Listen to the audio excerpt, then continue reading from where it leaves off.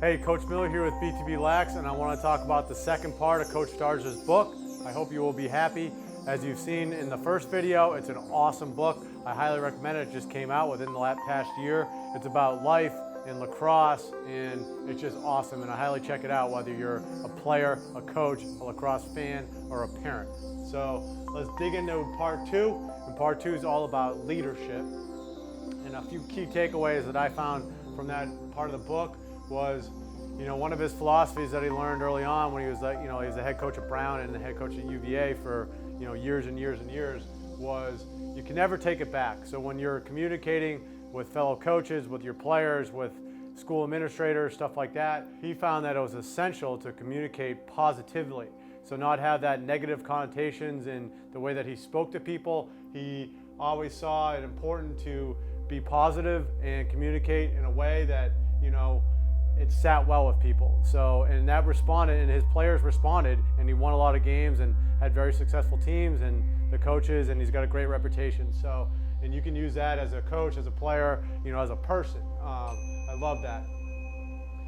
Again, talking about leadership, he's talking about, the qualities of becoming a leader and stuff like that. And he's like, it's really important to show people that you care. And you go out there and you do things and you're vulnerable and you really care about stuff, and it's important to you. And you should never be afraid to demonstrate those feelings if you want to become a leader on your team, on the lacrosse field, or any venue for that matter.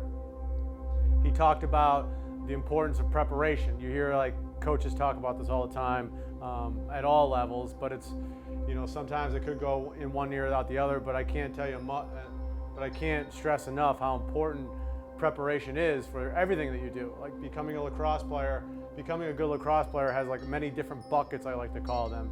You have a skill component, you have a lacrosse IQ component, you have your strength, your speed, your conditioning. You have all sorts of these buckets that require preparation. They require maintenance to become a great lacrosse player. And in order to do that, you need to put in the work to prepare. And I have plenty of articles in my blog about that. There's a link right below this video where I talk about internal drive and how you can actually build upon your internal drive to do hard work in order to prepare appropriately for what you're trying to get good at. He's got a part in there about, is it worth it? Playing college lacrosse is grueling. It's a lot of work. It's a big commitment. Playing high school lacrosse is grueling. It's a big commitment. And he asked, he thought about this many times, is it worth it? Is it worth the struggles to put all through that work if, say, you have a losing record or something like that? And he unequivocally says, yes, it is. And this brings us to the next topic, which I think is the most important, and it's about confidence. And because confidence, I've talked about on my blog and whatnot, is very fleeting. It requires maintenance, just like your lacrosse skills do. And he found that if you live, compete, and succeed in a challenging environment, that will help you become a more confident person. And I can't agree with that more. So you need to compete.